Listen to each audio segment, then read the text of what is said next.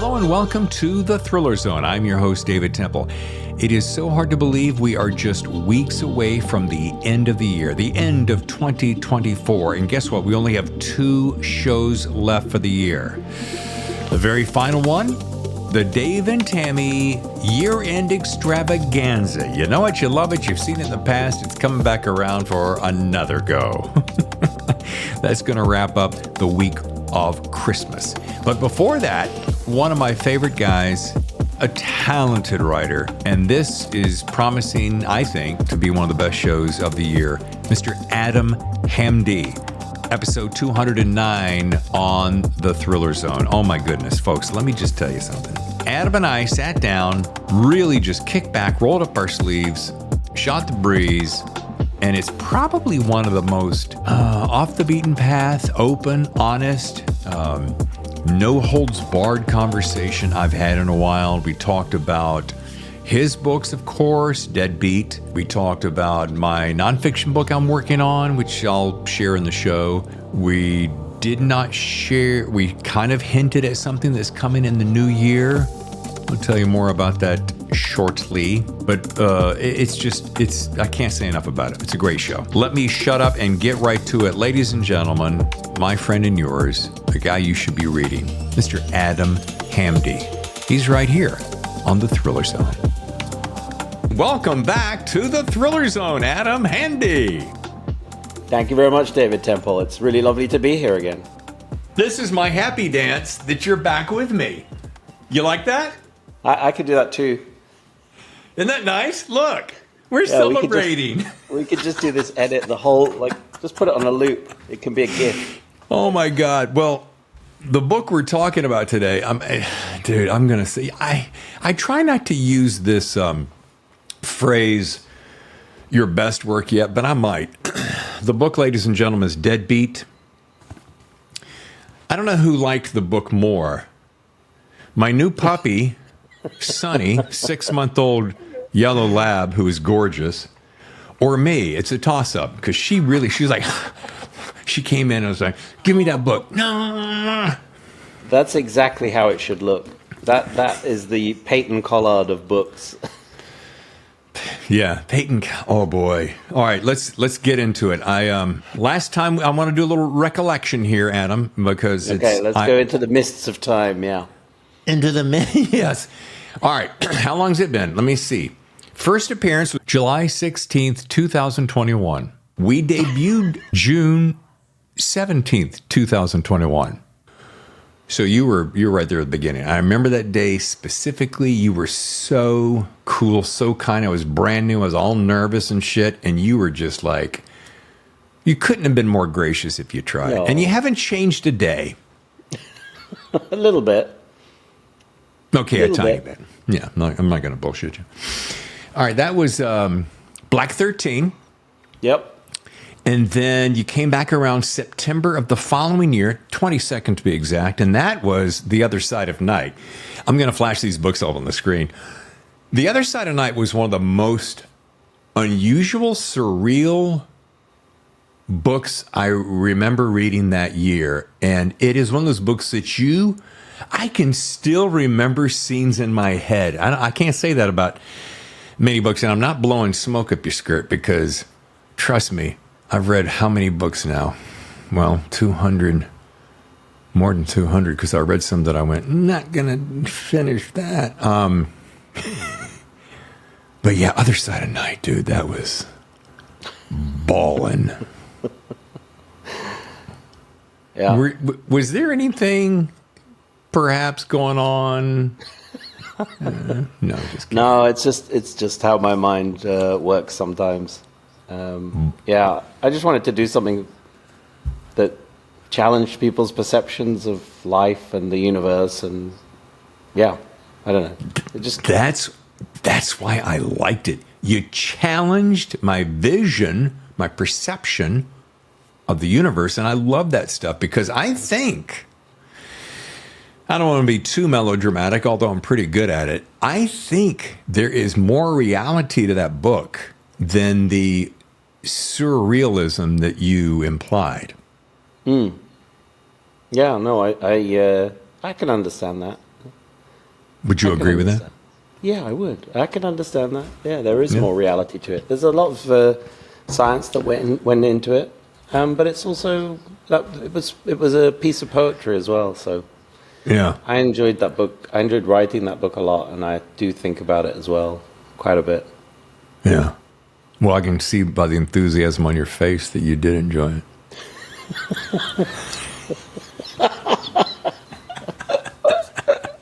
See, I can screw with you, and I love it. You let me. Folks, if you're tuning into this show for the first time, or maybe this is your second or third episode, and you don't know who Adam Hamdy is, first of all, shame on you. Secondly, this cat's got 12 thrillers under his belt. We got 4 with the King Daddy, James Patterson. The reason I call him King Daddy is I grew up. James Patterson is one of the reasons I knew I wanted to be a writer. There's like 3 guys that made me go, I want to be like that. In this order, James Patterson, no. Yeah, Michael Crichton, Don Winslow. Those 3 guys. For 3 specific different reasons. But it's your show, so I'm going to talk more about you. So you got James Patterson, 5 of those. You've got 4 in the Pendulum series. Fantastic. 3 in Scott Pearce series, the standalone Untitled Night, which we mentioned. And folks, you got to read that one, by the way. After you finish the new one, Deadbeat. I have not done this very often, but I wrote you a blurb. I don't think anyone has ever asked me to write a blurb. Oh, I would like that blurb very much, please. Here it comes. What does it say? I'm getting ahead of myself, but here it comes. And I'm going to flash this up on the screen. A don't look away morality tale that shines a neon glow on a man's sordid life. While certainly bereft of conscience, damned if he didn't have me rooting for his next evil deed. This is Adam's best work to date. David Temple, host of the Thriller Zone. Oh, I'm going to make sure we use that. No, thank you very much, David. Thank you very much. Yeah, he's a complicated character.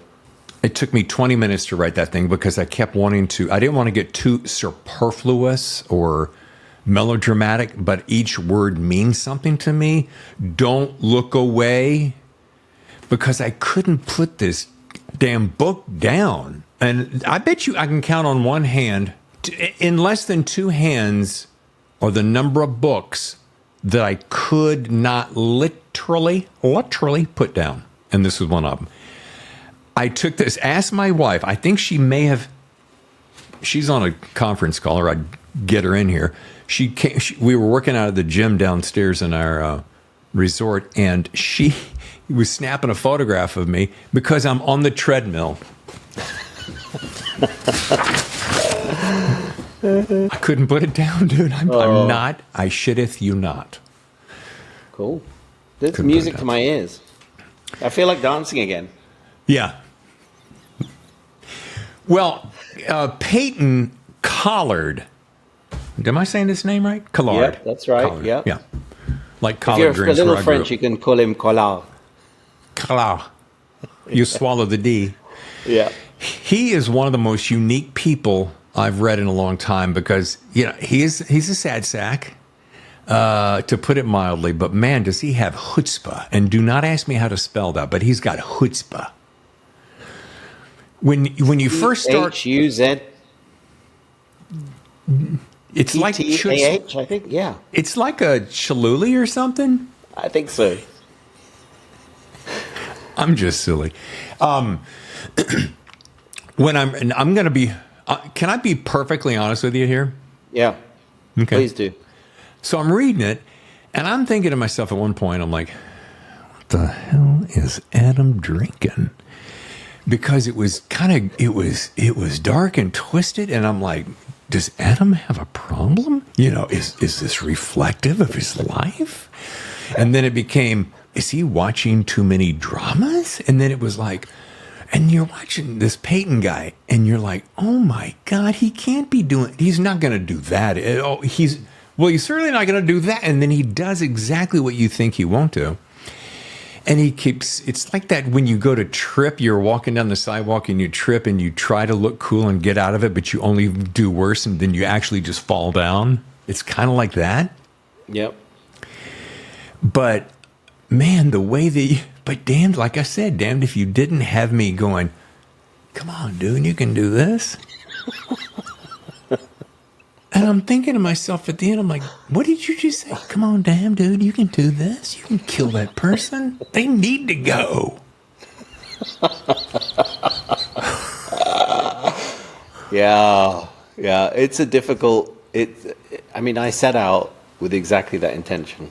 I wanted to write a book where people are rooting for the bad guy, and when you meet him, there's morally very little at all that's good about him. You can take the word "very" out. You can just take that out. Yeah. I suppose he has a car. POS. Yeah, to start with. Yeah. So, I wanted to do somebody. I set myself these little challenges. The Other Side of the Night was a challenge, and this was another challenge. I wanted somebody who had very, very little, if not no, redeeming qualities about him, and yet readers root for him. And the book itself is kind of a morality test. So it's a morality tale, but it's also a morality test. And at the end of the book, I think I said, you'll see in Peyton what you want to see. It's a reflection more of us than it is of this character. That's in the acknowledgments. And I don't think I've ever read an acknowledgment that had the author speaking to me. It's always, hey, thanks for Bob for being such a good editor. Thanks, Sally, for being such a great publicist. But here you're going, hey, reader, that's right, you. What do you think about Peyton, huh? Huh? Kind of crazy, right? So unique, dude. So fresh. God, so fresh and unique. Thank you. Well, and also to begin with, the book is presented as true crime. It's presented as his memoir.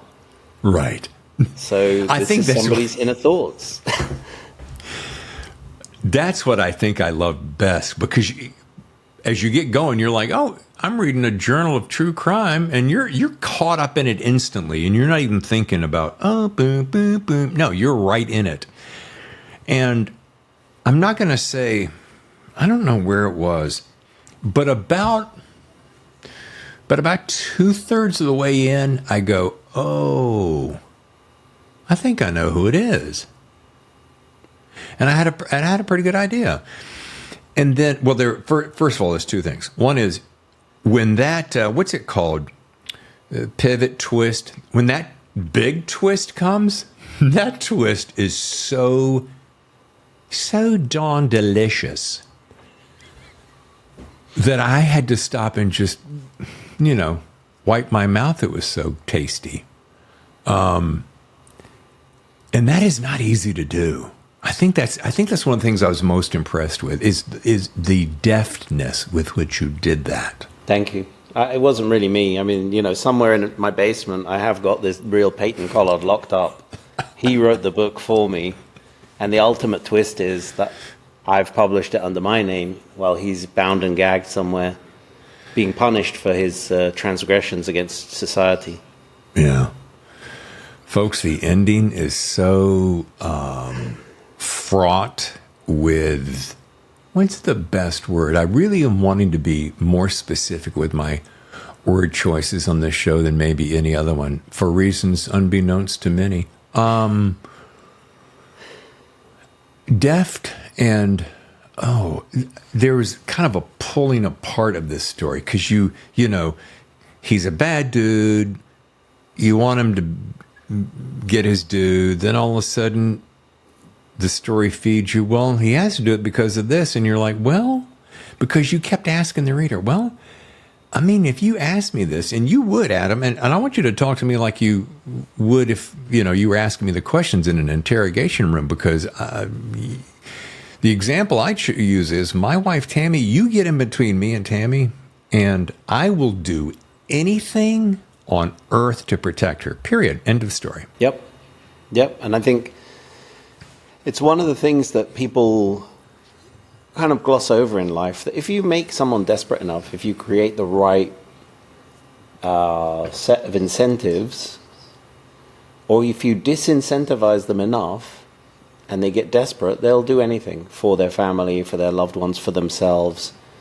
And I've been around a lot of criminals growing up, through work, through research, and there are some who are career criminals. They just do it. It's like a job. There are others who turn to it because they're desperate. They have no other means of supporting themselves. And, I recently produced this documentary here in Mauritius, where I live, about opportunities for young people. And we met some colorful characters who I won't go into too much detail about, but because they've crossed some lines, and I don't want to say anything that might identify them, but they're desperate people who have engaged in not violent criminality, but dangerous criminality, in order to support their families. Yeah. We'd all do it, dude. We'd all do it. Well, I don't. I mean, I write. Some people say my books are a crime, but, I don't agree with them. No, but I mean, if somebody got in between you and your family. Yeah. Oh, my God. Yeah. I know you pretty well. I don't know you super well, but I know you pretty well. I think I have a very, very good idea of who you are at your core. And boy, you're a guy I wouldn't want to get in between. You know? No, I mean, there are. I think the same is true for most people. You find what is valuable to a person, what matters most to them. They'll make them desperate. They will do anything. So, one of the things that Peyton does in his book is implicate all of us to a certain extent in every crime. He kind of looks at the degrees of responsibility we have when we look away from things, when we decide to do certain things and don't think about the consequences. How much are we implicated? Yeah, I think it would be interesting if this is going to be a really obscure example, but bear with me a second. When I saw the very first movie, the very first Saw movie, when I saw the first Saw, where those people are asked to, you get a choice between A or B. And I was like, that is freaking twisted, but if you put me in that place, that's what I'd choose, right? And then, of course, they went on to make 1, 2, 3, it's like 12 now, Saw 12. I mean, it's all been seen, hasn't it? Sorry, that was too easy. Or it's been sawn. Sawn, yeah. You'd think we're both up late. The thing being is that the conflict of being put in a place. Now, there is something I wrote a note in here, and I asked myself. I said, "Oh, geez, don't ask Adam that, dude. Don't ask him. It's cliche ridden. It's boring. He's heard it 100 times. I know, but I want to ask. But go ahead. I'll be embarrassed." Go. Where did this idea come from? I mean, what was the a conflicting idea? What was the trigger? Because we all have these little what if? Do you remember? Without giving it away. Yeah. No, I think it came during the pandemic when we were all very conscious of the fact that you can engage in behaviors that have impacts on other people's lives, whether it's through stopping economic activity through lockdowns and having an impact on people's businesses and their well-being that way, or passing on a communicable disease and having an impact on their lives that way. And I kind of got thinking about how every action that we take in the world is like a pebble dropping in a pond, and it just has a ripple effect. And I got fascinated by the idea of wrongs coming back to haunt people, and this idea of how far would you go? How far would you go to protect people? How far?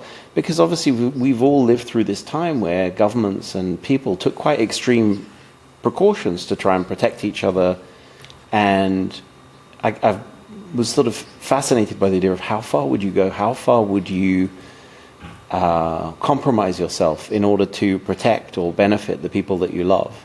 And that's where it stemmed from. And then I wanted to set myself a test, because a lot of crime fiction is very good guy, bad guy, good girl, bad girl. You know, it's very clear who to root for. And although you might have flawed characters, people who are crossing lines, your hero might be imperfect, but they're still a hero. And I wanted to try and present somebody who immediately wraps you up in a conundrum. Why am I rooting for this guy? He's horrible. He's horrible. And I think halfway through the book, or maybe a third of the way through, he challenges the reader and says, if you've stuck with me so far, you probably quite like me. And so that was brilliant. Fucking brilliant. So, and I just thought, if somebody's going to write a memoir like this, they're going to talk to this guy's going to talk to the reader. He's implicating the reader in his crimes. You're coming along the journey, because, I was also fascinated by the fascination. That is fascinating. With true crime. It's so popular. It is the single most popular podcast genre in the world right now. I think pretty much like number one. I'm not going to name the podcast because it's just going to drive my audience over there and shatter me to tears. But yeah, if she and her entourage didn't hit that one out of the ballpark, and even though it's mired in some controversy, but yeah, I don't know what it is. We're just so fascinated with true crime. I mean, it's kind of sick. Well, I think it's because I think as human beings, we're fascinated by everything that's extreme. So sports, extreme athletes who are performing really well, whether it's the Olympics, the World Cup, the Super Bowl, extreme climbing. Crime is just another extreme. It's a social extremity. People are pushing the boundaries, and there are obviously tragic costs associated with that, which I find people tend to gloss over. People there is a controversy around true crime where some friends of ours were approached because their family was involved in a very, very infamous crime in the UK, and they were approached by a production company who said they wanted to make a 1-hour documentary about it, and you just can't help but feel their pain of reliving this horrible experience and the sensationalism that's attached to it. There is a price attached to true crime, and one of the things that I wanted to do in Deadbeat was Peyton's constantly challenging the reader, because he's asking what people would do. Would they do the same thing as him? But also, he's constantly reminded of his victims, constantly remembering how they died and what their legacy is throughout the book. So, in that way, I think you get a sense of the carried cost of crime. Yeah, that very first one where you so expertly led me to, I'm not going to give it away, expertly led me to believe, oh, well, yeah, I'd kill that guy too. I wouldn't even think twice about it. Only to find out later, okay, maybe that wasn't quite what I thought it was. Maybe. Yeah. We're going to take a short break to say hi to our sponsor for December. And when we come back, we're going to find out, what would Adam do if placed in a scenario like this? Stay with us. Hey, welcome back. It's the Thriller Zone. Adam Hamdy here with David Temple. The book is Deadbeat. And folks, if you're just tuning in, stop what you're doing. Go to Amazon or Barnes & Noble, or wherever the hell else you can pre-order it. And buy two. Buy two. One for you and one for a friend. That's how much I like it. I get nothing for saying that. I mean, that's a great endorsement. There's going to be somebody who's going to pick this. Adam, I guarantee you, somebody's going to pick it up and start reading and go, Temple, I don't know about you. That's not my cup of tea. Well, maybe it isn't your cup of tea. It was my cup of tea. I gulped it down. I asked for seconds. Yeah, I mean, you can't please everyone all of the time. I think it's one of the things that in the old days, you weren't quite so exposed to people who didn't like your work. So if you were an author or a filmmaker, you wouldn't really hear about it unless you read the notices in the newspapers. But now we're much more exposed to what people think. I don't tend to read reviews just because I don't think you're always, as humans, we're always going to focus on the negatives rather than the positives. You might get 100. In fact, actually, I was really pleased to hear, I made this documentary recently, and it was about young people and the opportunities and challenges they face in Mauritius. And we had a young Sege star, which is kind of rap and Sega, which is the local music style, and reggae fusion.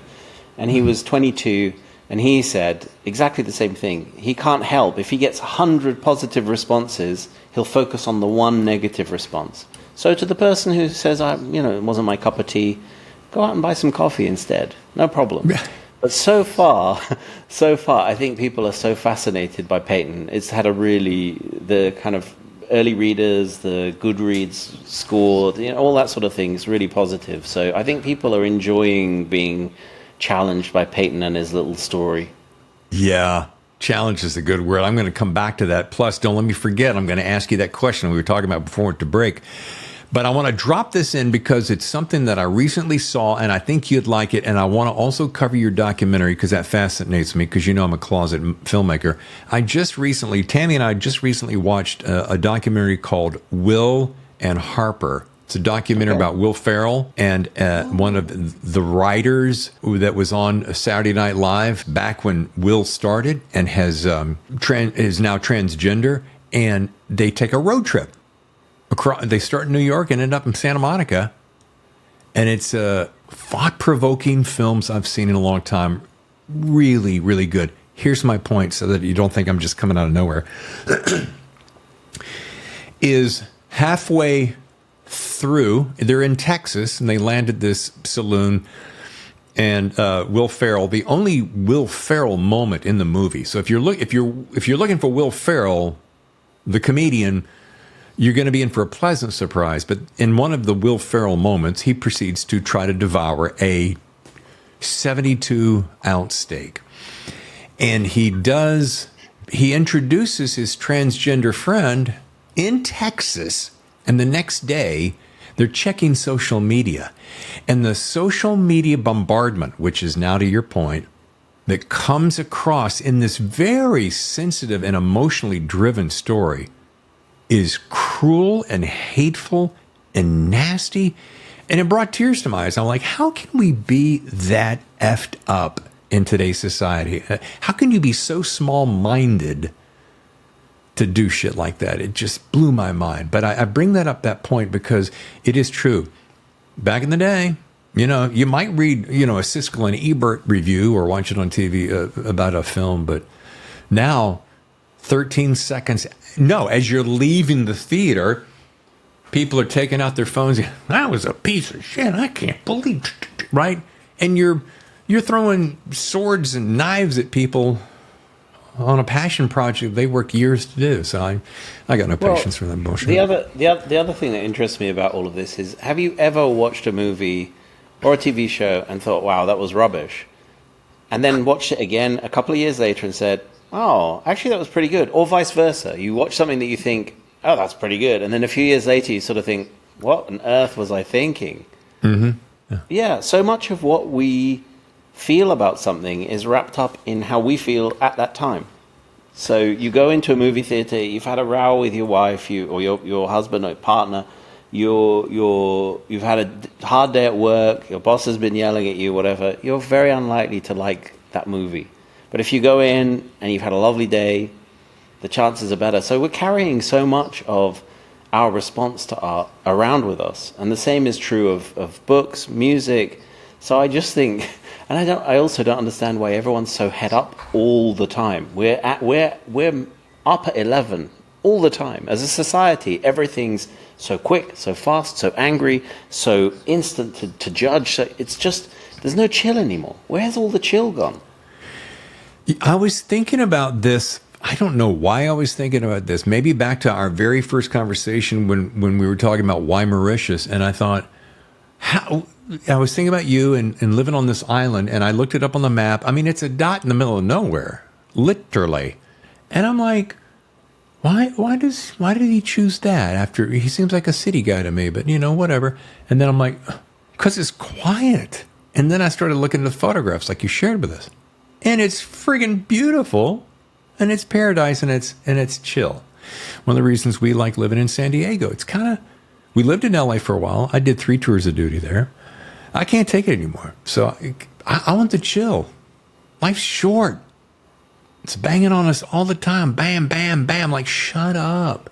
So, to your point, yeah. Why does everything have to be turned up a notch to 11, like you said? It's so good. Yeah, and we don't have to be angry all the time. We can be something else. We can just be chill. Yeah. Hey, are you thinking of anger, moving then? What are you thinking of getting out of San Diego? Has the chill of San Diego become too much? Are you going to go even chiller? Is there room in Mauritius? I think so. No, I don't think. Tammy and I love it. We moved into this new place that is a resort here, and we're a mile from the beach, and we're like, it's pretty friggin' magnificent. So I don't see us moving. When you say it's a resort, what is it? Sorry, like? I don't know why I use the word resort. It's condos, but if I spun the camera around and showed it to you, you would go, looks like the Ritz-Carlton Resort, because it's there's pools everywhere and lounge chairs and gyms and that's shopping cool.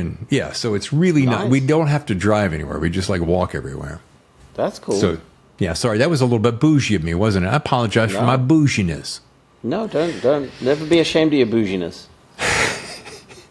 Don't bang the bougie. So no, we're not going anywhere. There are things that I want to do more of that will probably. I've got a nonfiction book I'm working on about my journey of prostate cancer, which has been quite the journey. And I have an editor. I have a really great editor, and he loves the idea, and we're banging on it. I'm hoping that'll come out early next year. And then I've been working on a thriller for probably almost a year. Pick it up and put it down. Pick it up and put it down. And the reason I pick it up and put it down is because I spend so much time on this podcast, and I was working on notes right before I got on with you. And dude, I'm going to promise you this: there are a few authors. Deadbeat did this for me. There's a few authors that I come across that challenge my thinking. It just challenges me to think, to like look at this pen in a slightly different way than I would have ordinarily, and that makes me a better writer. One of the added benefits of this show is that I've been able to be able to hang out with guys like you. I get to tap into that gold mine of knowledge and expertise. But yeah, I want to write more, and it just takes. This show takes a lot of time. I need to spend time on me. Yeah, you do. You should, and I think you can tell when someone's thoughtful and got a point of view that will be interesting. And I think from our conversations that we've had, you should definitely pursue it. Thank you. Definitely. And it means a lot to me. And I think also, as a writer and as a human being, it's interesting that you talk about looking at the pen slightly differently. I think as many perspectives as you can get, not to try and mimic or riff off of other people, but just being able to see the world from different points of view enhances your own point of view, develops it. And I think that's true whether you're creative or whether you're a human being, because another thing that I'd say that the world is seeing diminish is empathy. Having that ability to stand in someone else's shoes. And I think that's invaluable as an author. Whether you're going to use that empathy to challenge people with somebody who has no redeeming qualities, or whether you're going to write somebody that people will actually like, having that ability to inhabit other people's perspectives is so important. God, I love that. I'm just chewing on that as you speak it, and I'm serious. I've been foolish, acting foolish a lot, but that really hits home with me because I was on the walk. I was walking Sunny today, and we usually get up around 4:30. We're walking about 5:30, 6 o'clock, and we're walking along the beach, and the birds and the guys are surfing, and train goes by, and I'm just looking at all this magnificent beauty, and I realize that I've so often got my head down in the game so much that I rarely pick my head up to see what's around me. And I said to Tammy the other day, well, she said it to me first. She goes, "Why do you work so hard? You're retired, but you work harder than you ever have before." And I'm like, I don't know, man. I guess I've done that since I was 16. But my point to you is, I was looking at life, and I've been thinking about this in this book, because as I present the book, I kind of want to do this. And I'm talking to you like you and I would just be talking like nobody's listening. You can face something like cancer one of two ways. You can go, "Oh my God, it's going to kill me." And you can get really freaked out, and that's going to feed all that stuff in your body. Or you can go, "Okay, well, wait a minute. Not the end of the world. Let's figure it out." Which I did. However, when it comes back, there's a little bit of a bitch slap that comes with that says, "Now do I have your attention?" And that led me to the title of the book, which I'll share at another time. And the message being, in a roundabout fashion, life's short. What you going to do? The title's much better than that, by the way, but I'm doing that to tease you. I look forward to hearing the title, and maybe we'll do a special episode and I'll talk to you about your book. You know what? I would do that in a heartbeat. That would be I would do that as well. Oh my God. I would do that. Yeah. Thank you. Let's do that. Thank you. I would enjoy turning the tables.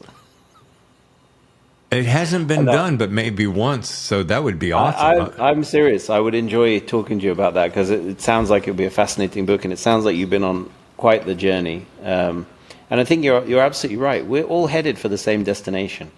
And whatever you're doing in life is a distraction from what you should be doing. Very few people are actually so much now. What's really interesting, my son is my youngest son is quite a proficient soccer player. Footballer for the rest of the world, so he's quite a proficient soccer player.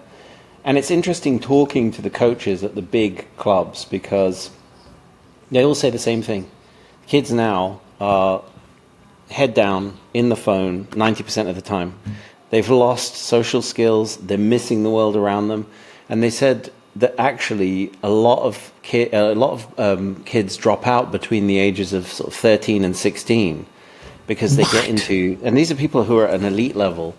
They get into video games, they get into social media, they get, they're kind of into their online lives, partly also friends and other interests, girls and boys and whatever else. But a lot of the basic social skills, a lot of the basic appreciation for the real world is just being lost, and it's come up in conversation after conversation with different clubs, different coaches. It's a real issue. So, and it comes back to having life turned up to 11. It's not just for us; it's for our children as well. Life is turned up to 11, and we don't spend enough time thinking about what really matters. And something like your experience concentrates the mind, focuses you on what's important.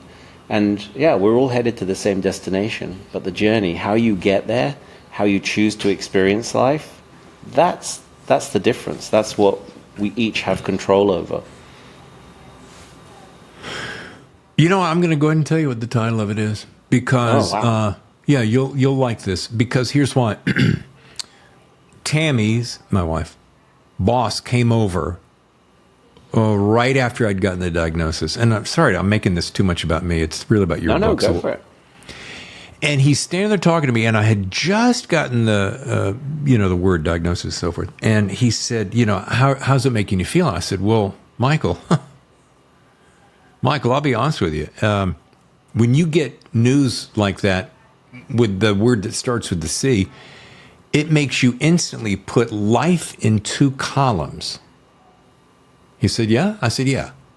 The shit that matters and everything else. And he goes, wow. And I'm like, that's the title. Life in 2 columns. Semicolon, wow. The shit that matters and everything else. Everything else. That's very good. Because, buddy, that really, I instantly said that. And then it rang true for me for so long that I went, well, it can't get any better than that. So I'm just going to leave it alone. Because that's what it really puts it down to. You realize, well, it's only 2 things. The shit that matters. And if it doesn't matter, it's the shit, everything else. And so all I'm focusing right now, the shit that matters. And excuse my language for those who are offended. You can call it stuff if you want, but it won't be as cool. And the poo. Well, this is the Thriller Zone. I'm your host, Adam Hamdy, and we're talking to author David Temple about his book, The Shit That Matters, and everything else. Yeah, life in 2 columns. Well, yep. Anyway, thank you for asking. There you have it. I think it's the first time I mentioned it on the show. So, way to wrap up. That sounds really fascinating. So, when are you hoping to have that finished? My goal is, I would really, in a perfect world, my editor thinks we can get it dialed in by late, first of the year, and then we're going agent hunting. We're going agent hunting to see who wants to represent it, because I got 2 ideas. I'm not going to mention the other one right now, but it's another one I've been working on for years, and I've run across to some people, and they go, oh, God, dude, please, for the love of God, write that one. Yeah. And I use the phrase love of God for a reason, and I'll tell you about it off mic. But with those 2 books, I think I can be off to the races in the nonfiction world, which, quite frankly, I've been 3 years on this show is in fiction, which I love. Thrillers are my favorite books to read. But there's so many things I want to talk about. I would love to drill down on your documentary, and we still got plenty of time as long as you got time, because I know you're 12 hours ahead of me. But, spirituality, health and fitness, longevity, science, not so much about politics, but if you want to stir the pot, sure, I'll stir. Bring your own spoon. And things like that, that's what really gets my juices going. And I think I've spent enough time doing this that... mission accomplished, but let's let the seams out a little bit. I'm going to show you, but I will black this out when I go to show it. I'm going to show you some artwork, because it's you and me talking. Okay. I'm going to show you the artwork for the other show I'm talking about. Okay. Oh, cool. But this is all about bigger, broader, deeper, wider fiction, nonfiction. Yeah. But not lots of nonfiction too. So that's where that's part of where I'm. So when you say you've been working too hard,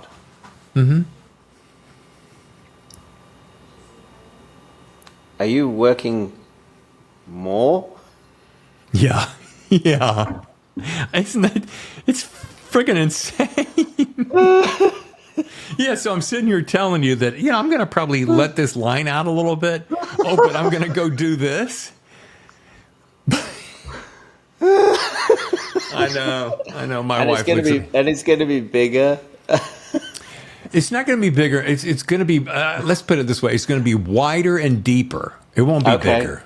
Yeah. Okay. So in other words, instead of like 4 to 6 episodes a month, it might be 1. But it's going to be banging. Cool. Oh, I like the look of that. Mm-hmm. Nice. You got plans. I got plans, baby. I feel positively, I don't know, languid by comparison. Yeah. Well, don't. I got to figure out how much of this stuff I'm going to cut out, but I don't know. Who knows? Maybe I'll just leave it all in because who knows how. Anyway, back to Deadbeat. Okay. I've said everything. I've said about everything about Deadbeat that I possibly can. I started out with a rave blurb, which you didn't ask for, but I gave it to you. I would Always like welcome. to see it on your website. We can arrange that. Why wouldn't I use it? You sound authoritative, David Temple. Yeah. I trust that. Thank you. I'm kind of surprised people haven't reached out to me and put blurbs before, but it's probably good because there's some real shite out there that I'd love to tell about.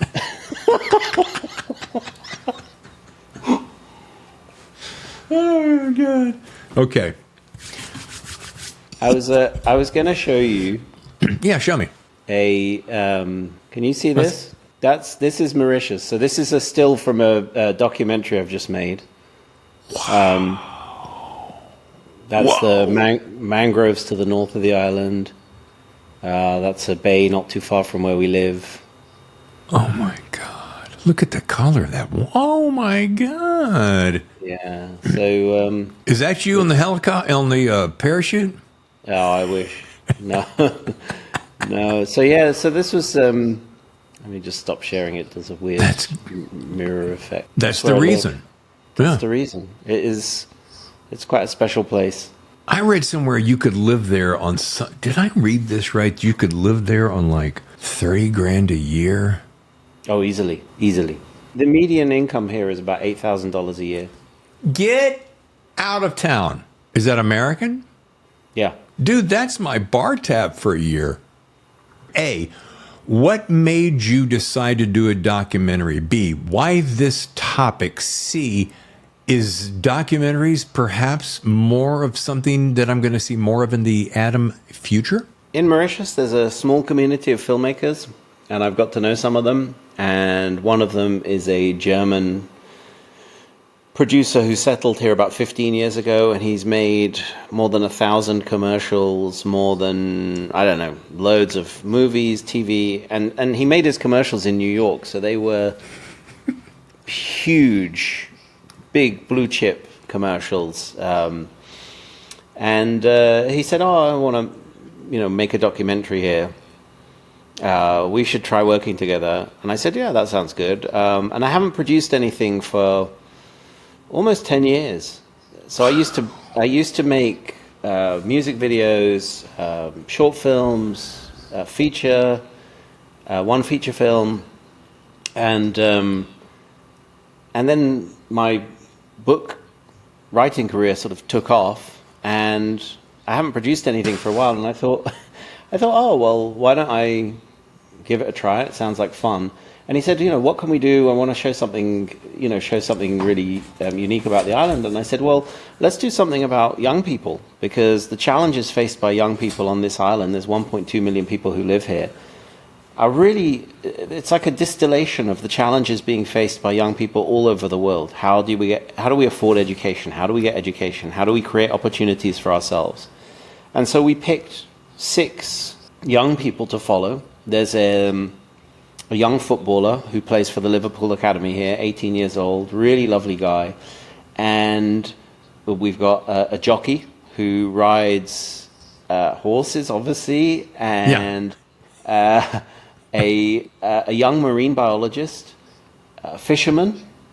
Who else have we got? We've got a young woman who's escaped domestic violence with her child and is living in a shelter, in a safe haven.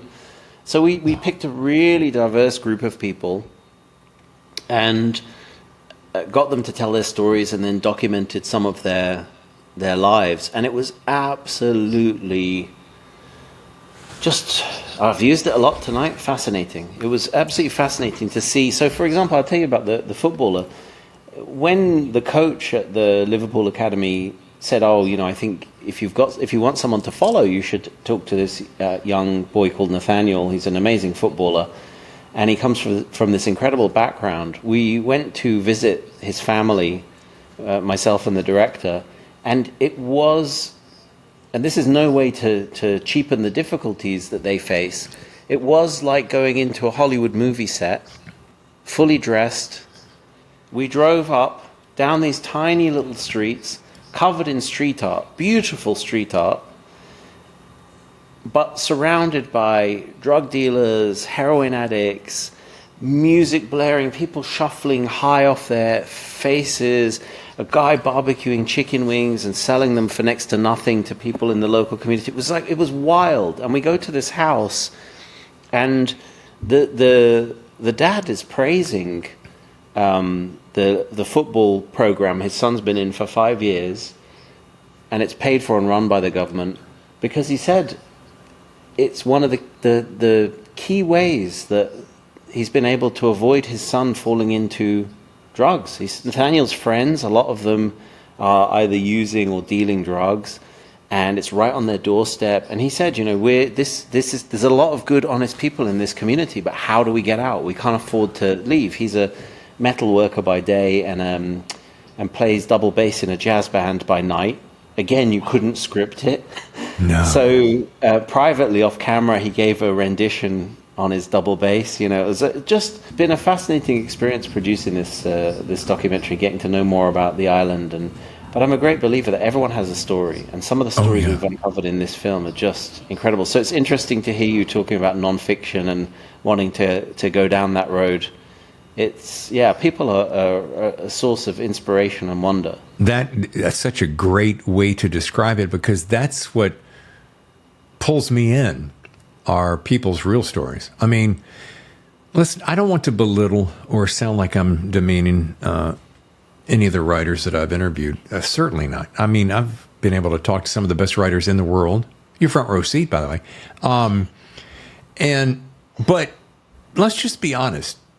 There's a lot of similarity in a lot of the stories. I mean, there's what did Joseph Campbell? What was that whole equation of there's only so many stories and we're just telling the same story but rearranging the names and the words?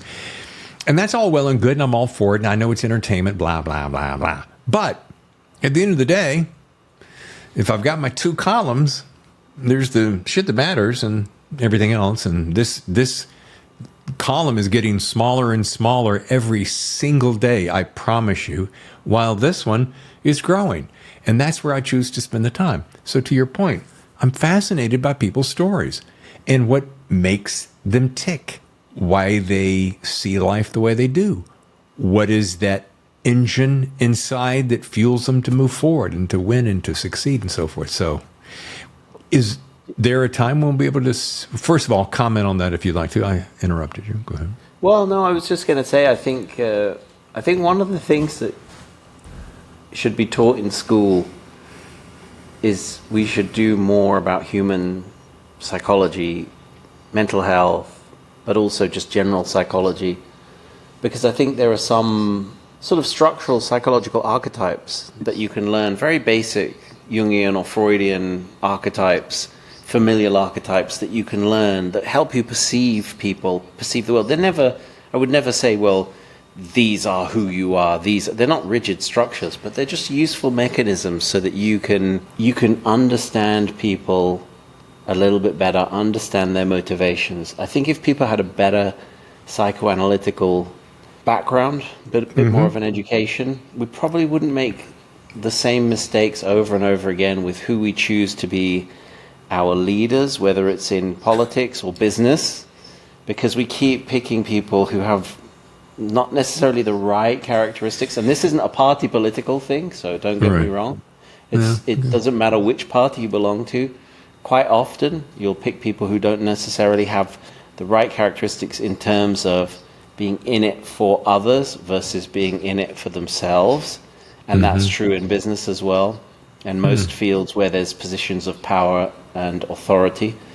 And I think if we had a better understanding of how people tick, we'd also deal with our relationships, both interpersonal and professional, better if we understood other perspectives, other people's inner mechanisms better. So it's a really interesting point that you raised there. I think we should formalize that in some sort of education. We just don't teach it in schools. You just created a spark from decades ago. My father, who passed, I was only 28. He was 56 when he died, massive heart attack. And he was my hero. And it messed me up for so long, so bad. And so whenever people go, oh, you're such a nice person, I'm like, anything you see nice is because of my dad. Here's my point about my dad. My dad had the most beautiful ability. He was a chaplain at a hospital. That was his day job, and his weekend job was preaching in a church.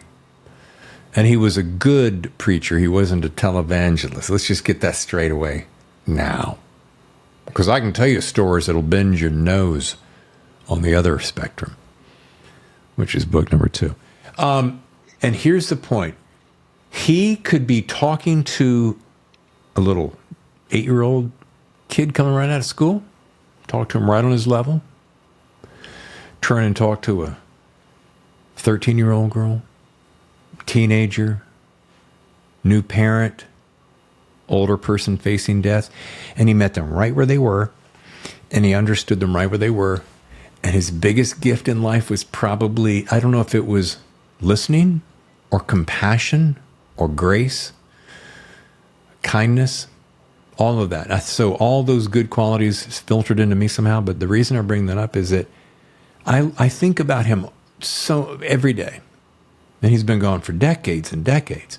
But to your point, we need more of that. We need more of people just going, how about I put my phone down? Matter of fact, I'll turn it off and put it down. And let's just you and me talk for a while. Wait, what? You're going to turn off your phone for me? You really do like me, don't you? But we have lost... I say this to my wife all the time. We have lost our collective shit. I'm just going to say it. We really have. We have lost our shit. We have lost the focus. You can't walk through an airport now and not see 92.5% of people doing this, looking at my phone, or wherever it is.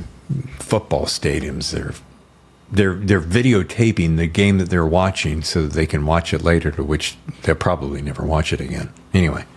Point being, we need more time to just be present. Well, that's very true. I have a few little quick thoughts on that, and it's something that I touch on in Deadbeat. We are all chasing a life that's been sold to us. We are all chasing the billboard life, right? We're all chasing the billboard.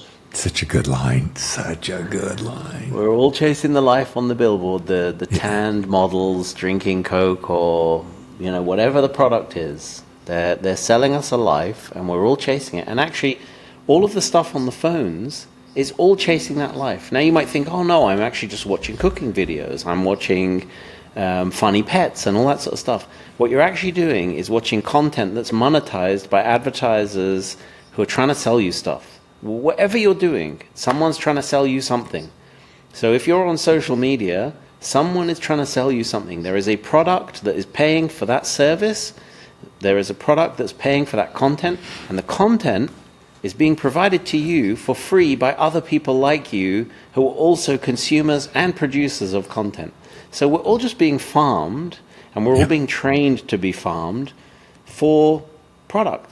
And what's happened is, instead of realizing or remembering that money is a tool, it's a mechanism of exchange, it's now an end in itself. So everything. I was talking to a friend, a writer that I'm mentoring, actually, who's written his first novel. It's a fantasy book. It's really, really good.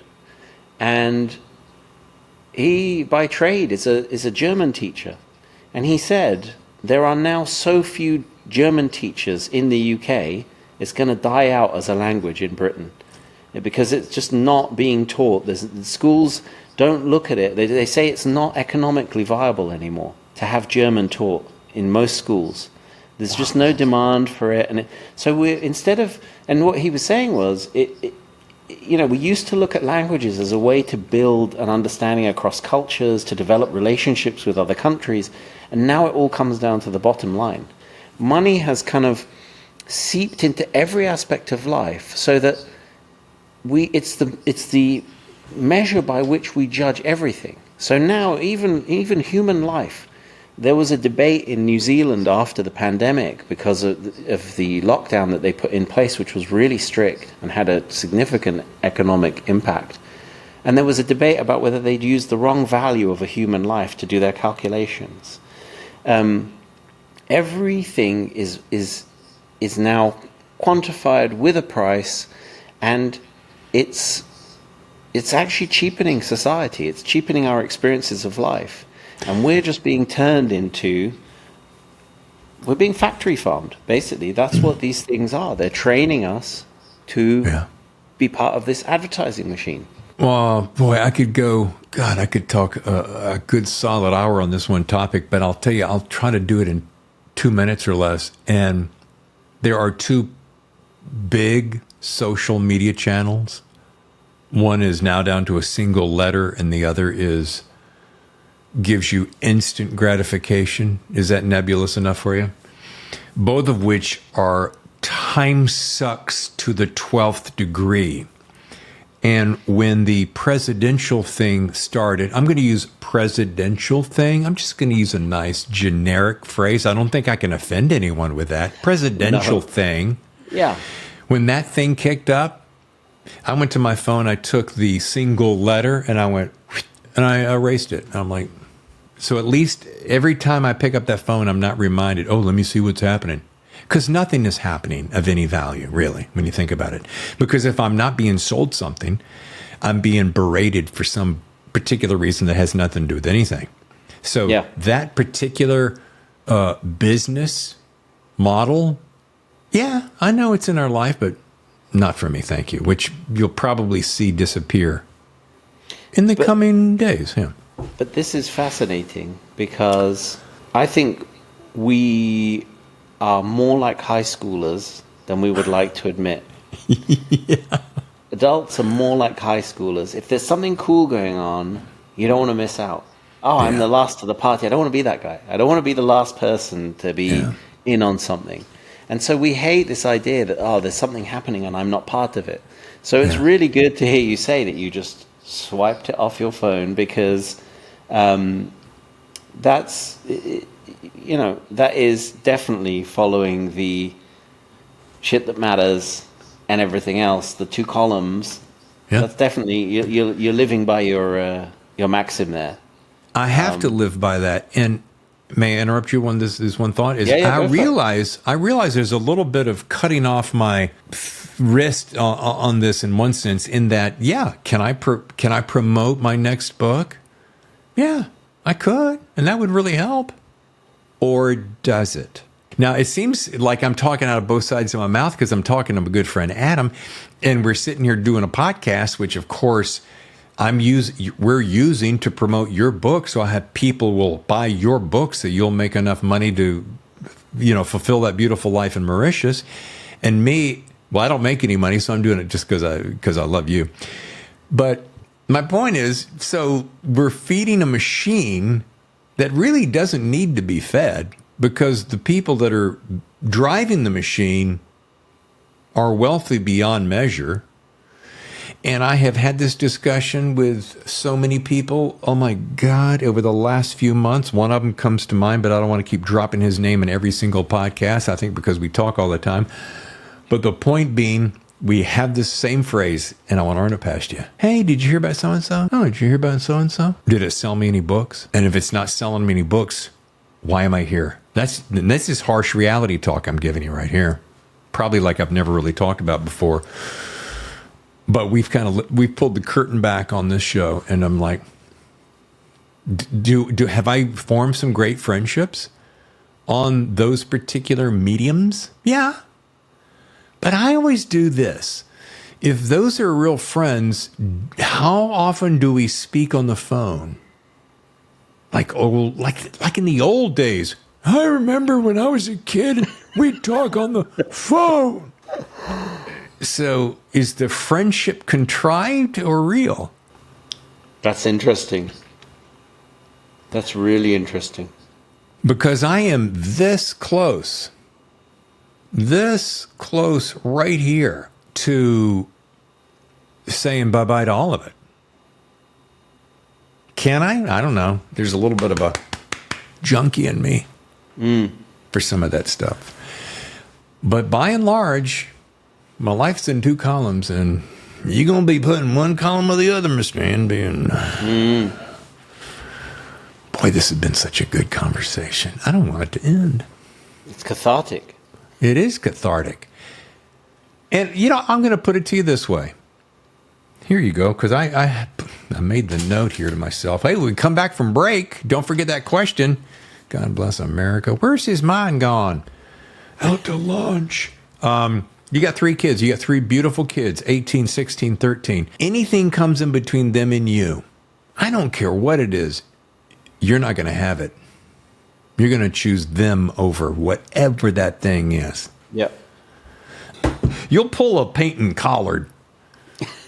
Don't make me pull a Peyton Collard on you. You know, there's a piece of me that Peyton Collard, what a great name. That is a name I will not forget for a very long time. Yeah. And I'll be honest, that came to me fully formed. You mean the character or the name? The name. The name. Yeah. The name. I just knew that that's what he had to be called. All right.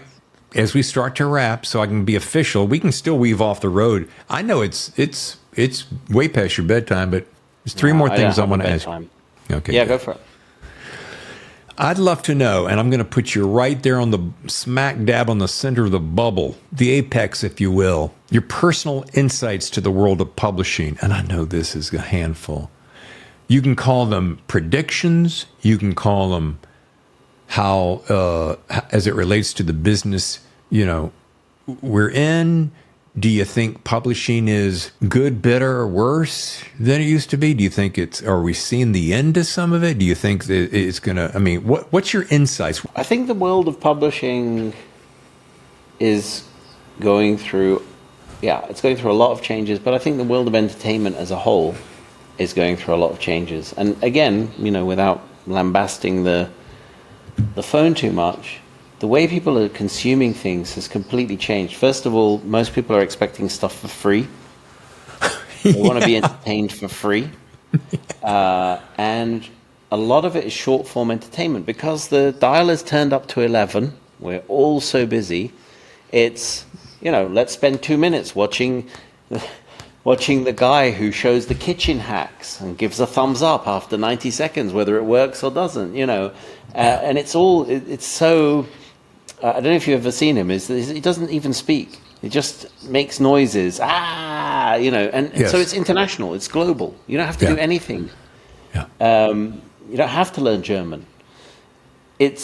So I think all of that is a threat. If you look at what's happened with male readers in particular, men are very visual, and being able to watch movies and TV on your phone, wherever you are, on the train or a plane or wherever you are, means people are less likely to pick up a book. So instead of when they went to the airport and maybe bought a book for a flight, they've got their phone with them and they can now watch whatever episodes of TV shows. So I think there's change in what entertainment people are consuming when they used to read.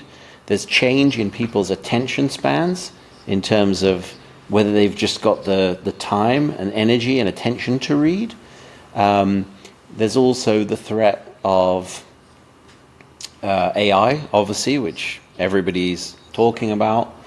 And but on the plus side, the way in which people are consuming books has also changed. So you've got audiobooks much, much more popular than they used to be, and people are prepared to pay a bit of a premium because of the entertainment value and the experience that comes with audiobooks. As long as authors and publishers are willing to innovate, and for authors that might mean experimenting with different distribution channels, self-publishing, you know, working with digital platforms, and for publishers not to just get stuck in the old model, which I think there's a danger that is happening.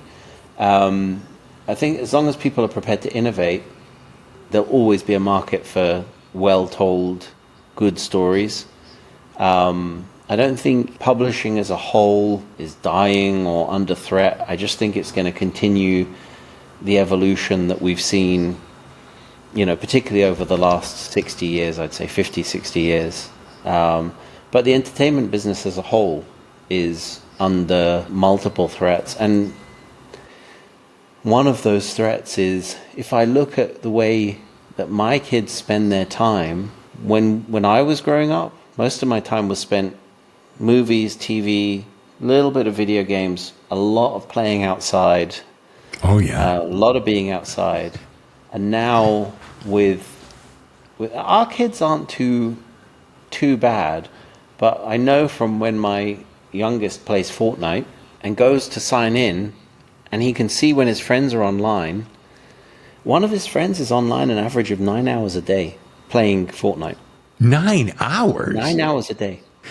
There's so many things to unpack on that. And look, I'm not judging.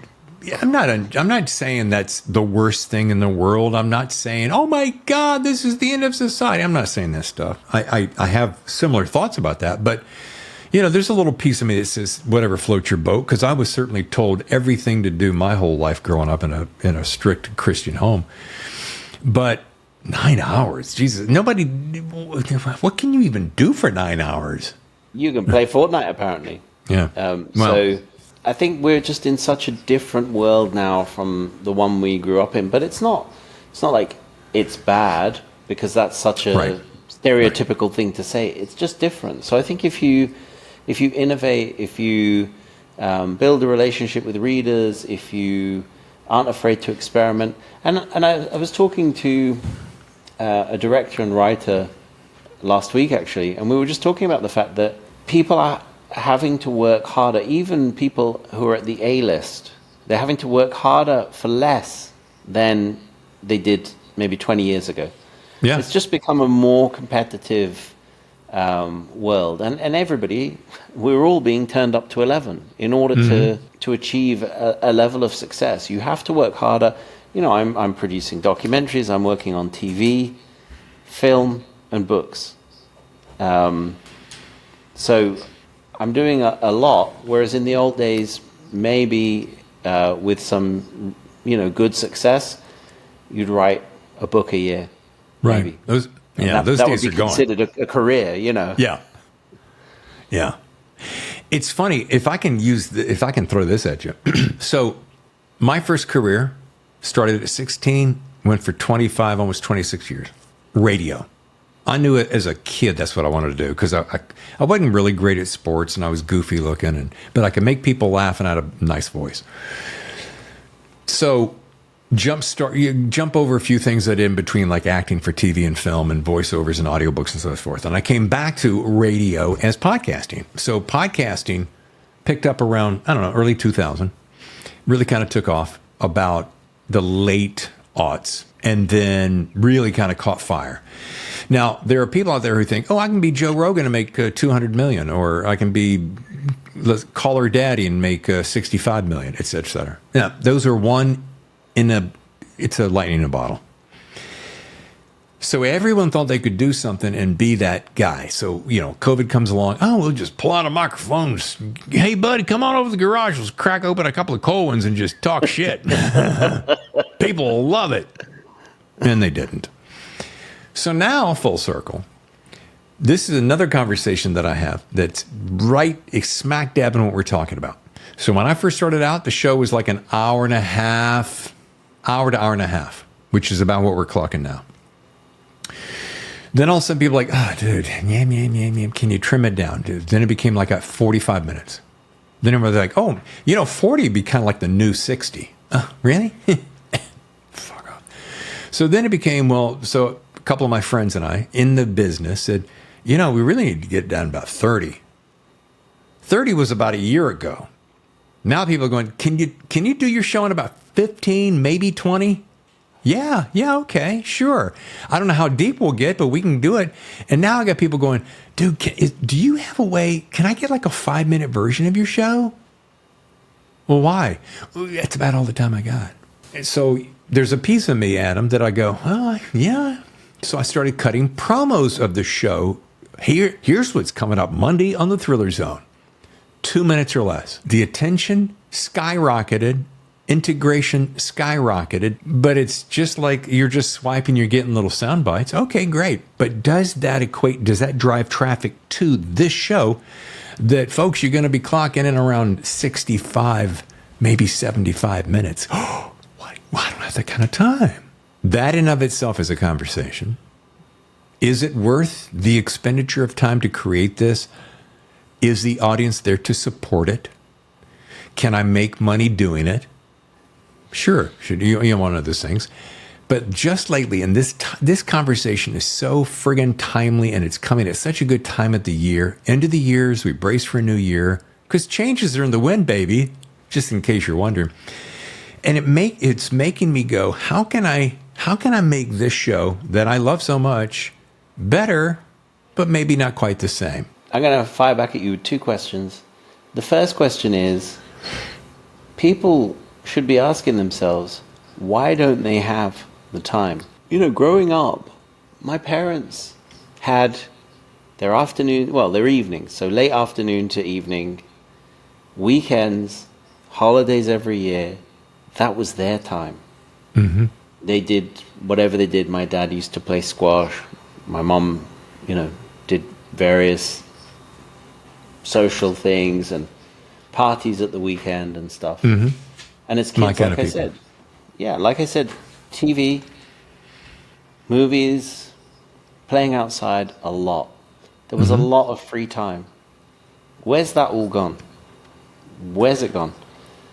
So why don't people have an hour, if they're interested? Not everyone's going to be interested in podcasts or whatever, but movies, TV, whatever it is that you're interested in, that's your passion, why don't you have the time to engage in it properly anymore? Why do you talk to a lot of people and they say, well, I don't really even have time to think? Is that a straight ahead question? Because I have some answers. Oh, go for it. Go. I'd love to hear your answers. All right. Well, first of all, it's what we choose. We look at this. Well, I only have so much hours in a day. I only got so many hours in a day, John. Come on. So if you have demands of children, that's a different thing. I get it. If you're having to work 2 jobs, that's a different thing. I get it. If your commutes are extra long than your average bear, that's a different thing. I get it. But to your real specific point is, that which we love, we tend to focus upon. So what that tells me is that it's really not your passion per se. Well, yeah, it is. Well, not really. You're not willing to give an hour and a half of your time. Well, an hour and a half, I mean, that's a long time. And look, I'm there with you. If I'm going to sit down and listen to an hour and a half podcast, it's going to be one of probably 3 ways. I'm going to be at the gym where I'm on the treadmill or something, or taking a long walk on the beach, or a road trip with my wife. And we just want to put it in, just enjoy a good conversation. That's the thing that is the single thing that I think we have really lost. How about just the art of conversation? This right here is This, it makes me so joyous. I'm going to sound like I'm clowning you, but I'm not. I mean, I love this. That's why I do this, because we have lost that art of conversation. And it's funny, something popped into my head when you were talking. The guys that are promoting, hey, put your podcast over here, like Spotify, for instance.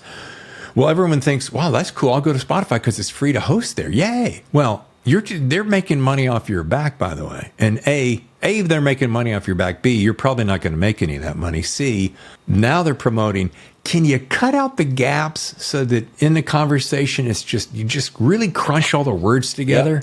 Yep. So this thing where we go, I've been thinking about that. Oh, can you close that? Because it's wasted time. There's a pet peeve of mine. But my other question to you is, if people are asking for a 5-minute show or a 10-minute show, why not just give them that? Just turn it into a format. Well, it's funny.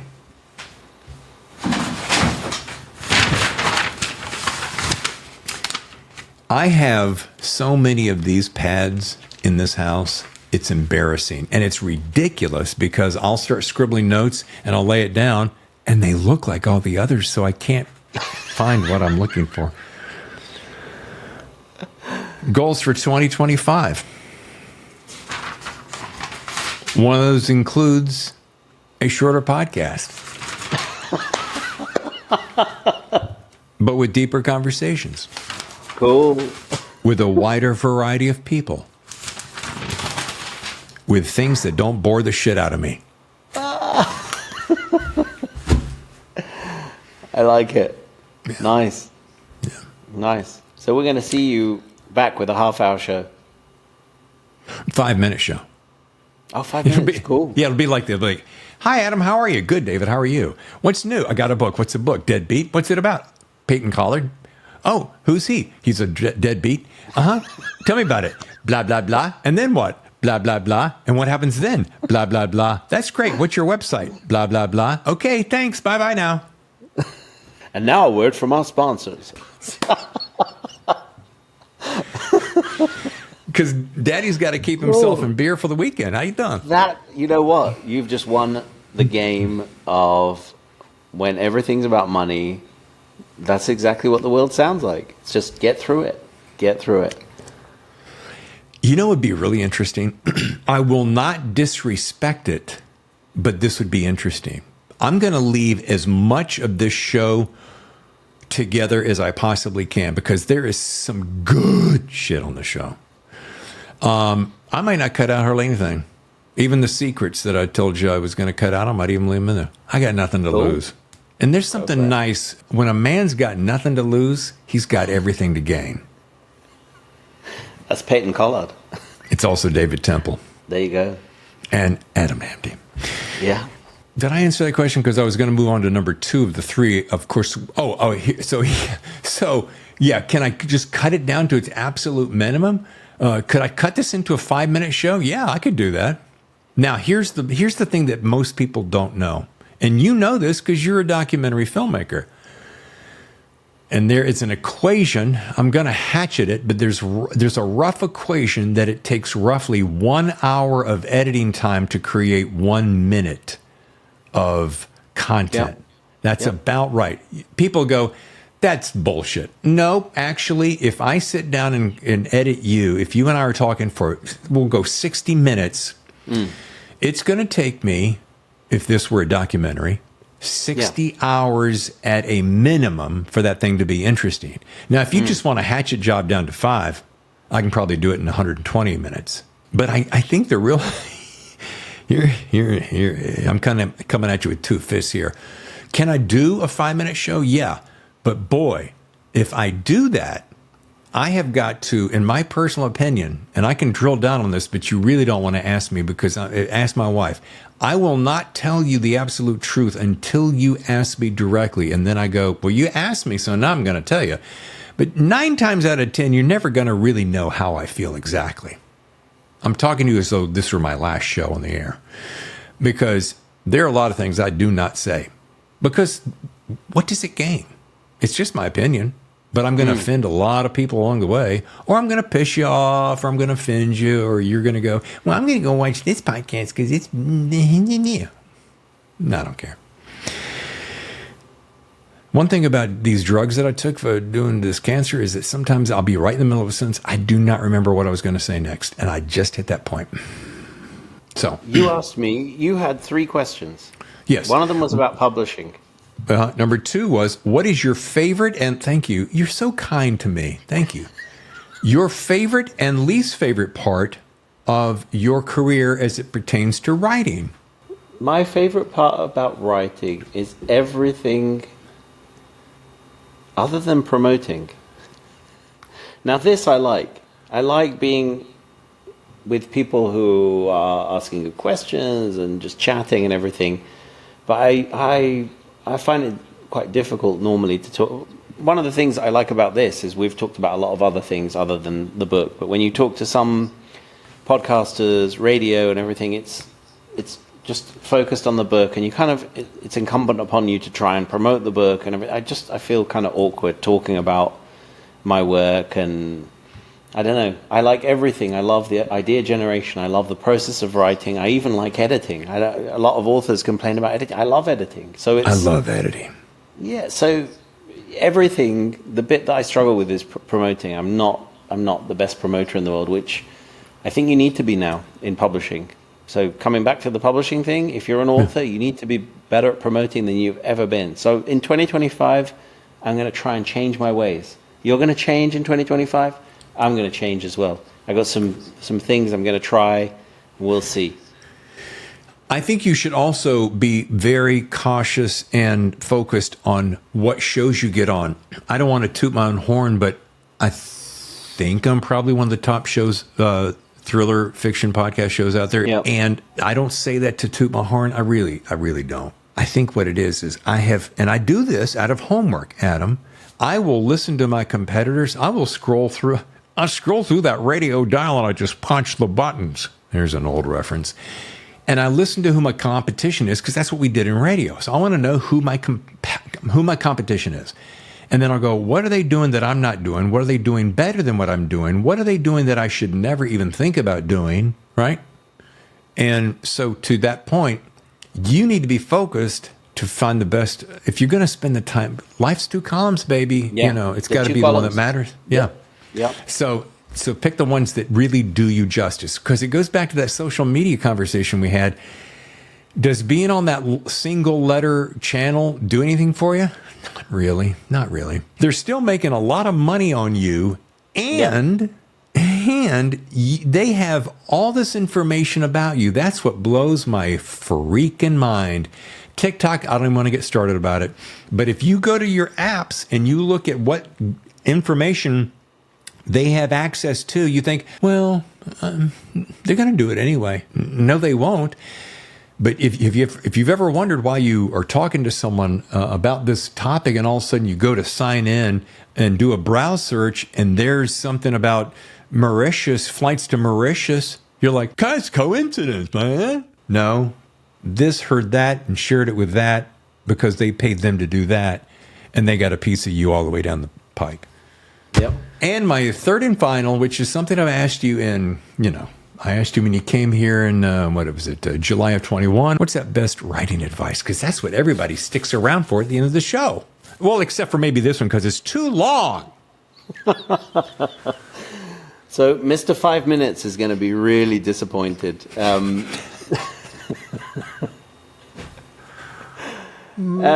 I think when I came on before, I talked about as an author being taught to find your voice and then learning how to lose it.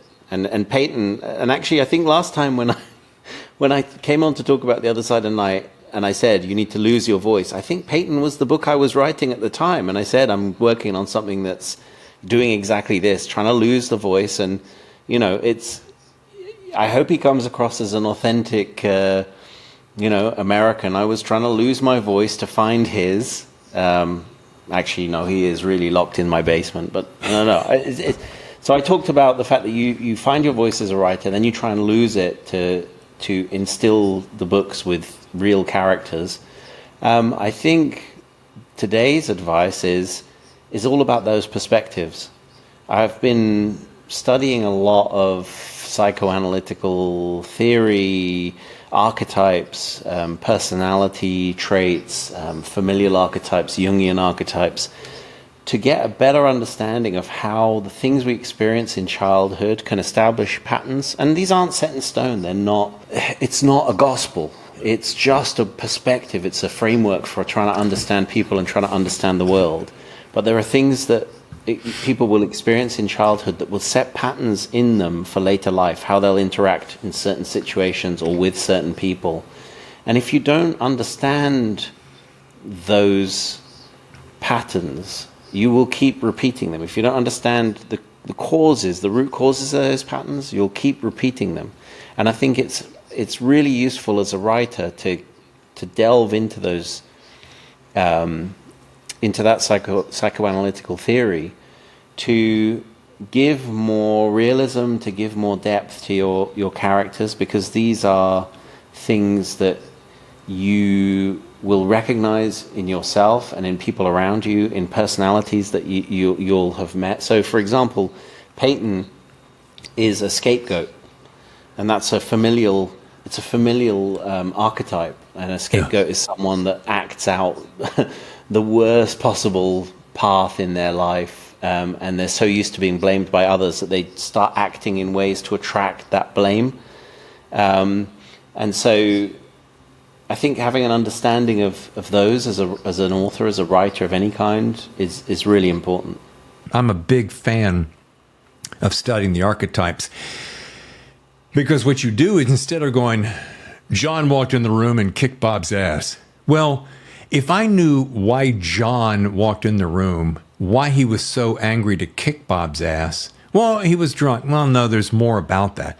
That's where I get interested. If you tell me, well, he's got a short man's complex, and he had a really big brother, plus his dad was always telling him he'd never amount to anything unless he stood up to guys. Well, now you've given me texture and relevance and backstory. So Bob may not have even done anything. Anyway, that's a little bit of a diatribe, but it's interesting to me. Yeah, I think it's one of the key things I think I'd recommend to all writers. Get into that sort of stuff. Deadbeat. Great cover, by the way. The first time I saw it, car going alongside the road, Hollywood, yeah, whatever. And you think nothing of it until you start reading the book and you go, all the little tiny pieces make sense. And back to that blisteringly delicious blurb that I wrote for you. The reason I used shines a neon glow on a man's sordid life is I could have said it shines a light on a man's devastating life. No, it's a neon glow on a sordid life. Sordid. He's bereft of conscience. Adam, again, you never cease to amaze me. Your graciousness knows no bounds. The way you have listened to me ramble on for an hour plus. You've sat there and you've been a prince. When I know you're tired and you're like, is this boy ever going to shut up? I'm beyond tiredness, so please don't even worry about it. And I've been rambling too, and we've just had a good conversation, which, as you said, is a dying art. And Mr. 5 Minutes can send us some angry emails. Yeah, he can blow me. So here's another thing I want to. Ask. What is the name of this documentary that's in process?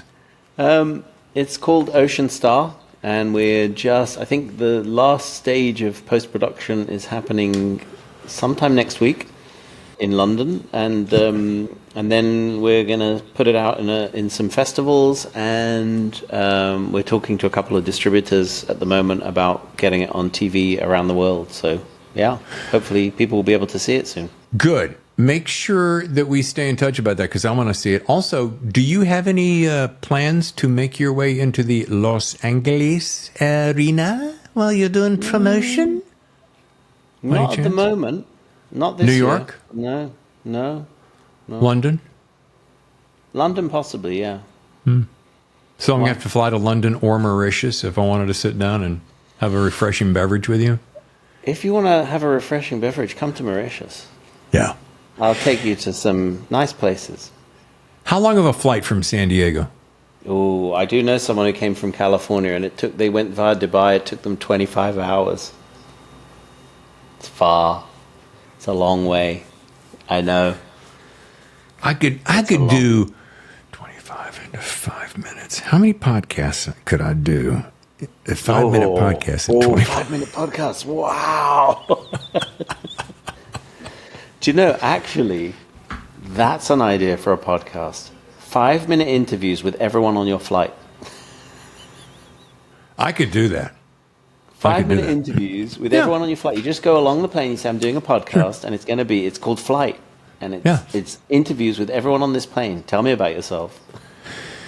I have to go back and think about this again. So 25 hours means that if I flew out of LAX tomorrow morning at 6 a.m., I wouldn't get to you until 1 a.m. the next day, right? Yeah. I think it'd be more like you'd get 6 p.m. You'd arrive at 6 p.m. the next day. Okay. Like 6 p.m. 2 days later. Because we're 12 hours ahead. Oh my God. You travel through time. We're back to the other side of night. You'd go. This is like it's all going on. Dude, I love you. I don't know that I've got it in me to do that. I mean, I'll tell you what though. Is Italy on the way to you? Yes, you can get a direct flight from Rome, And London's also on the way. You can get from London to here in 12 hours. So go to the UK, do a couple of weeks there, come over here for a couple of weeks, go to Italy, like world tour, just do it. Yeah. Well, Baby and I are planning a fall trip next year. Well, this has been Dandy, a dandy of a time. Folks, if you want to learn more, go to adamhamdy.com.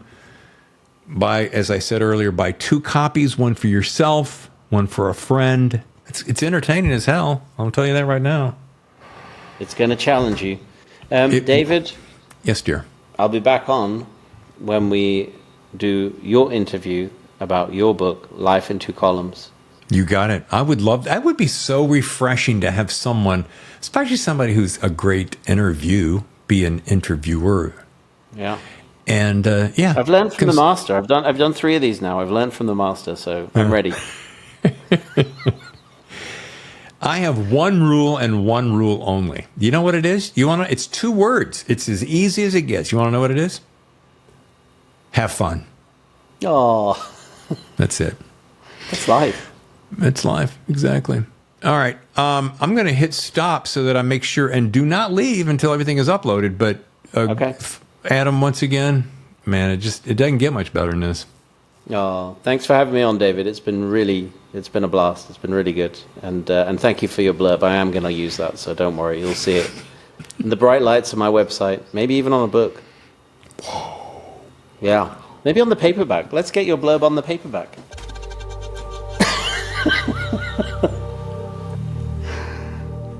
Cool. Oh, man, that was good, wasn't it? I know it was a little bit long. I got a few friends who were like, Dave, that thing was long. Well, if you didn't like it, you can tune out at any time. But talking about real and honest and open and just sharing like 2 pals sitting around having a cocktail at a neighborhood tavern, right? Just sharing and talking. It's the art of conversation. Oh, I love that. Well, next week, as I mentioned at the beginning of the show, next week marks our 3rd Dave and Tammy year-end extravaganza. We do it every year. It's usually the week of Christmas. And we're going to talk about our favorite books of the year, our favorite movies of the year, our favorite TV series of the year. We're going to talk about, and we're going to sprinkle in some other things. We've got some inside scoop, aka big news coming for 2025. When you hear of our launching guest, you're going to go, what? I'm so geeked out, I can hardly stand it. And there's some new things coming down the pike in 2025. I think you're going to like it. I hope so. You've been a great audience, and you've hung with me all this time, 3 years, it'll be 10 episodes by the time we wrap 2024. Oh, baby, I'm just getting started. I am going to get on out of here. You enjoy the rest of your week. I am your host, David Temple, and this is the #1 thriller podcast in the world today, The Thriller Zone. Your front row seat to the best.